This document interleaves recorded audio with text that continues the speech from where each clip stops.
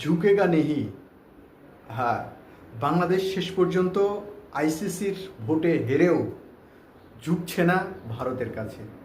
আপনারা এই মুহূর্তে যারা আমার এই ভিডিওটি দেখছেন তারা অবশ্যই টি-20 যে খেলা হতে চলেছে বিশ্বকাপ, সেই বিশ্বকাপের নজরদারিতে গোটা বিশ্ব এখন ভারতের আর বাংলাদেশের দিকে তাকিয়ে আছে। কেননা ভারতে এসে খেলতে চাইছে না বাংলাদেশ মুস্তাফিজ ইস্যুকে কেন্দ্র করে, আর বাংলাদেশ একই জায়গাতে অনড়। যেখানে একজন ক্রিকেটারকে সুরক্ষিত রাখতে পারে না ভারত, সেখানে আমার দেশের সমস্ত প্লেয়ার ভারতে খেলতে যাবে না, একই জায়গায় দাঁড়িয়ে আছে ভারতের সঙ্গে এই মাটিতে খেলতে আসবো না বলে। বাংলাদেশ ঝুঁকেগা নেহি, সেই আল্লু অর্জুনের সেই কথা সবাইকে আবারও মনে করে দিচ্ছে। যে কথাই একবার বলেছে বাংলাদেশ সেখানেই দাঁড়িয়ে আছে। আইসিসি ভোটাভুটির মধ্য দিয়ে তারা চেষ্টা করেছিল যে তাদেরকে একটা চাপ দেওয়ার, অর্থাৎ বাংলাদেশকে একটা চাপ দেওয়ার। স্বাভাবিকভাবেই এই নাটকীয় ভোটের যে কোনো গুরুত্বই বাংলাদেশের কাছে নেই, সেটা এই মুহূর্তে একদম জলের মতো পরিষ্কার। শেষ পর্যন্ত অনেকেই মনে করেছিল হয়তোবা বরফ গলবে, ভারতের মাটিতেই খেলতে আসতে চলেছে বাংলাদেশ। কিন্তু বাংলাদেশ এক কথার মানুষ। এতদিন পর্যন্ত যে দেশকে দাদা দাদা করে পিছনে পিছনে ঘুরে বেড়িয়েছে, সেই দেশের মুখের উপরে যখন আঙুল তুলে কথা বলা শিখে গেছে একবার, সেখানে ঝুঁকেগা নেহি।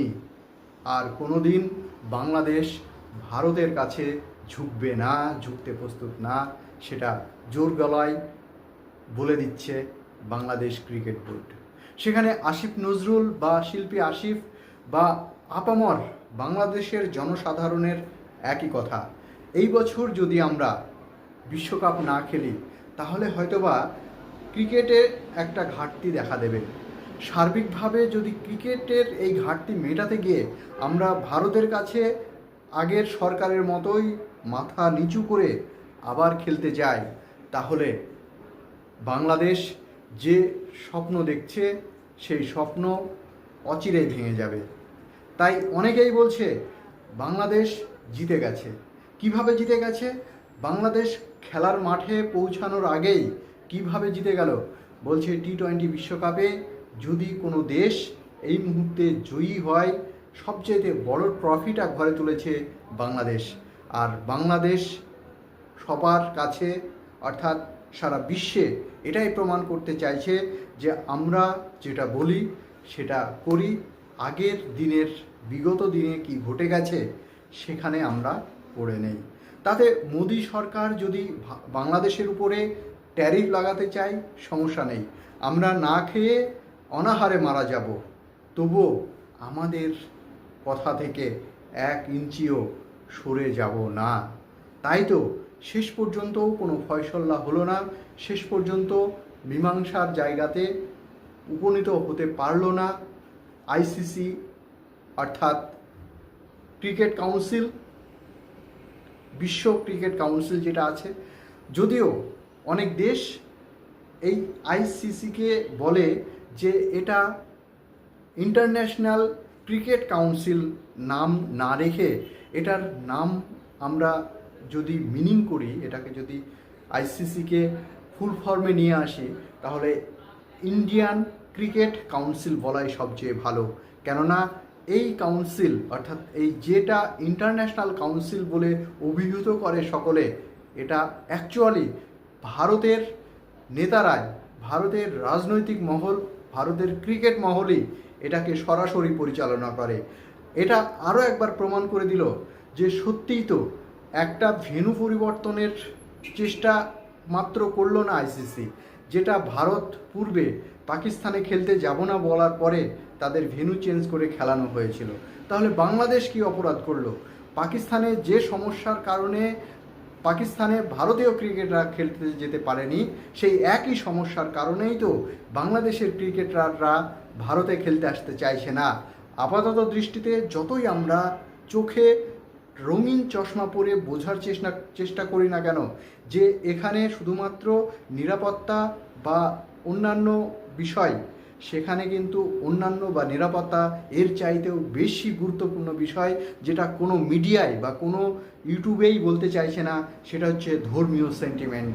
সেই ধর্মীয় সেন্টিমেন্টের কারণেই মোস্তাফিজুর রহমানকে বাদ দেওয়া হয়েছে।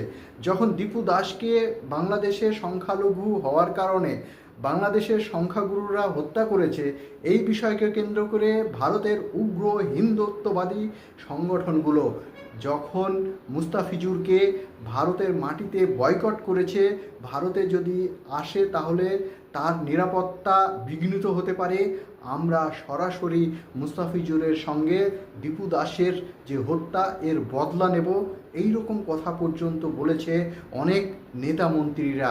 সেখানে একবারের তরেও এই মুহূর্তে দাঁড়িয়ে আইসিসি বলছে না যে তোমরা ধর্মীয় মেরুকরণ করে বাংলাদেশকে বয়কট করেছো আইপিএলে, যদিও আইপিএল বিষয়টাকে গুরুত্ব দেয় না, কেননা এটা ঘরোয়া লিগ, যদিও তারপরেও নিশ্চয় আইসিসির কাছে এই বার্তা পৌঁছানো দরকার ছিল বা পৌঁছেছে, যেহেতু আইসিসির একটা টিম বাংলাদেশে গিয়ে সেখানে রীতিমতো কথাবার্তা বলেছে এবং একটা সলিউশন হবে বলেই আমরা অনেকে মনে করেছিলাম। কিন্তু উগ্রতা, যখন মৌলবাদ, যখন উগ্র হিন্দুত্ববাদী এই বিষয়গুলো মানুষের চেয়েতে বড় হয়ে যায়, মানুষের চেয়ে অনেক আকাশ ছোঁয়ায় এদের পাওয়ার হয়ে যায়, তখন মানুষ শুধু ক্রিকেটের ময়দানে নয়, মানুষের কাছেও হেরে যায় বারবার। এটাই তার জ্বলন্ত প্রমাণ। আমরা যারা ক্রিকেট প্রেমী, যারা ক্রিকেটকে ভালোবাসি, তারা অত্যন্ত উদ্বেগের সহিত প্রকাশ করছি আজকের দিনে দাঁড়িয়ে যেটা দীর্ঘদিন পাকিস্তান এবং ভারতের মধ্যে চলমান ছিল, সেই একই বীজ বপন করলো বাংলাদেশ এবং ভারতের সঙ্গে সম্পর্কে। সেই সম্পর্ক আগামী দিনে কতটা মসৃণ হবে, আগামী দিনে দুই দেশের সম্পর্ক শুধুমাত্র ক্রিকেট নয়, রাজনৈতিক আঙিনাতেও যে ব্যাপক প্রভাব ফেলতে চলেছে, সেটা কিন্তু আমরা যারা ন্যূনতম মানুষ হিসাবে বেঁচে থাকতে চাইছি পৃথিবীতে, তারা অনুভব করতে পারছি। আপনারা জানলে অবাক হবেন, যদি মুস্তাফিজুরকে বাদ দেওয়াটা ধর্মীয় মেরুকরণ বা আইন শৃঙ্খলা বা তার সিকিউরিটি এই সব বিষয়গুলো যদি থাকে, তাহলে একই ইস্যুতে বাংলাদেশ যে কথাটি বলেছে সেটা কিন্তু আইসিসির বোঝা উচিত ছিল। কেননা আইসিসির এটা একটা ইন্টারন্যাশনাল, অর্থাৎ গোটা বিশ্ব ক্রিকেটের একটি সংস্থা, কিন্তু আইসিসি আবারও প্রমাণ করলো এটা বিশ্ব ক্রিকেটের সংস্থা নয়, এটা অ্যাকচুয়ালি ইন্ডিয়ান ক্রিকেট কাউন্সিলের মতোই আচরণ করেছে।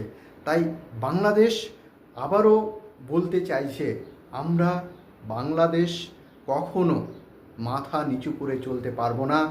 আগামী দিনে আমরা হয়তোবা টি-20 বিশ্বকাপে পারফরমেন্স করতে পারবো না, খেলা দেখাতে পারবো না, বাংলাদেশের আপামর জনসাধারণ হয়তো আমাদের পারফরমেন্স দেখতে পাবে না। তথাপি এই বছরই তো শেষ নয়, নিশ্চয় আগামী বছরে আইসিসি বুঝবে যে এদেরকে খেলানো যায় কি না। তবে পক্ষান্তরে আরও একটি বিষয় অনেক বিশেষজ্ঞ মহল বলছে, যদি এটাকে আইসিসি আগামী দিনে বাংলাদেশকে টি-20 থেকে সম্পূর্ণভাবে ব্যান করে দেয় কয়েক বছরে, 2-10 বছরের জন্য, তাহলে বাংলাদেশের ক্রিকেট কিন্তু অনেকটা ভেঙে পড়বে, এটাও কিন্তু বলে রাখা ভালো। তাই জেদাজেদি করতে গিয়ে আখেরে বাংলাদেশের কতটা ক্ষতি হলো বা ভারতের কতটা ক্ষতি হলো, এই সম্পর্কে নিশ্চয় আগামী জেনারেশন, আগামী দিনের মানুষ, আগামী কয়েক বছর আমাদের চোখ রাখতে হবে খেলার মাঠে, চোখ রাখতে হবে রাজনীতিতে। তবে বলা বাহুল্য যে এই মুহূর্তে বাংলাদেশ এবং ভারতের মধ্যে যে রাজনৈতিক 22 গজের লড়াই হয়ে গেল, সেখানে বাংলাদেশ বলছে যে আমরা অলরেডি বিশ্বকাপ জয়লাভ করেছি। তাই এই বিশ্বকাপ জয়লাভের খুশিতে বাংলাদেশের আপামর জনসাধারণ আনন্দ উল্লাস করছে। সামনে তাদের নির্বাচন, সেই নির্বাচনে হয়তোবা এই আনন্দ উল্লাস অনেকটাই ভারত বিদ্বেষী যারা তাদের ভোট বাক্সে পড়বে। তবে দিন শেষে আমরা একটা কথা বলতেই পারি, বাংলাদেশ প্রথমে যে কথা বলেছিল শেষ পর্যন্ত তাদের একই কথায় একই জায়গায় দাঁড়িয়ে থেকে তারা আবারও প্রমাণ করে দিল কি ঝুঁকেগা नहीं।